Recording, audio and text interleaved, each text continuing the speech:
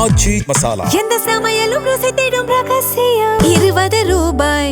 ஹாலிடேஸ்னாலே அது நம்ம GT Holidays தான். GT Holidays, South India's #1 travel brand. You know you are special when you're with GT Holidays.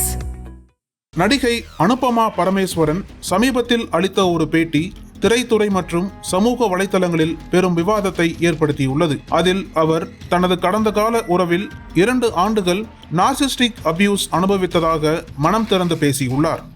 ஆனால் அந்த நபரின் பெயரை அவர் குறிப்பிடவில்லை. பேட்டியில் அனுபமா தான் ஒரு உறவில் சிக்கி மன ரீதியாகவும் உடல் ரீதியாகவும் பெரிதும் பாதிக்கப்பட்டதாக கூறினார். ஒரு நாள் அவர் ரெமோ மாதிரி இருப்பார். அன்பு கவனமெல்லாம் கொடுத்து நான் உலகிலேயே அதிர்ஷ்டசாலி என்று உணர வைப்பார். அடுத்த நாள் அந்நியன் மாதிரி மாறிவிடுவார். மிகவும் கடுமையாக நடந்து கொள்வார். அடுத்த நாள் அம்பி மாதிரி மன்னிப்பு கேட்டு அழுவார். மீண்டும் தவறு செய்ய மாட்டேன் என்று சொல்வார்.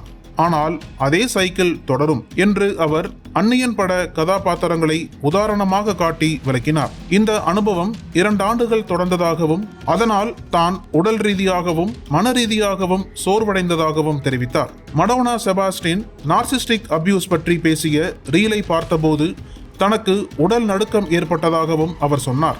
சமீபத்தில் அவர் இன்ஸ்டாகிராமில் போட்ட ஒரு பதிவும் இந்த விவாதத்திற்கு வித்திட்டது.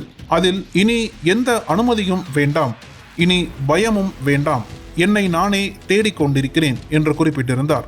அந்த பதிவுக்கு பின்னால் 2 வருட வலி இருப்பதாக இப்போது அவர் விளக்கியுள்ளார். அனுபமா பெயர் சொல்லாமல் பேசியதால் சமூக வலைதளங்களில் அவர் யார் என்ற விவாதம் தீவிரமாக நடந்து வருகிறது. ரசிகர்களும் சில ஊடகங்களும் ஒரு குறிப்பிட்ட நடிகரை சுட்டிக்காட்டி வருகின்றனர். இருவரும் இணைந்து பணியாற்றிய படம் மற்றும் அப்போதிருந்த ரகசிய உறவு வதந்திகள் காரணமாக பலரும் இவர்தான் என்று உறுதியாக பேசி வருகின்றனர்.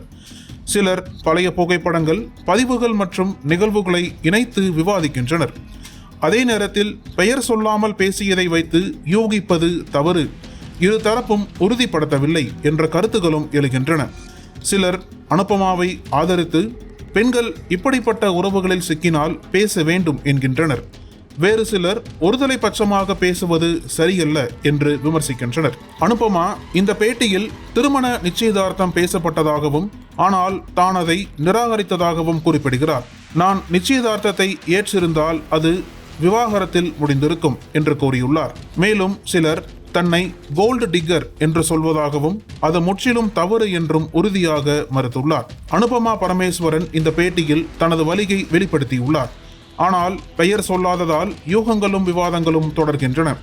இந்த விவகாரம் வெறும் தனிப்பட்ட உறவு சர்ச்சை மட்டுமல்ல, நார்சிஸ்டிக் அபியூஸ் என்ற மனரீதியான துன்புறுத்தல் குறித்த விழிப்புணர்வையும் எழுப்பியுள்ளது. இரு தரப்பினரும் இதுவரை நேரடியாக ஒருவரை ஒருவர் பெயர் சொல்லி கருத்து தெரிவிக்கவில்லை. எனவே முழு உண்மை இன்னும் தெளிவாகவில்லை.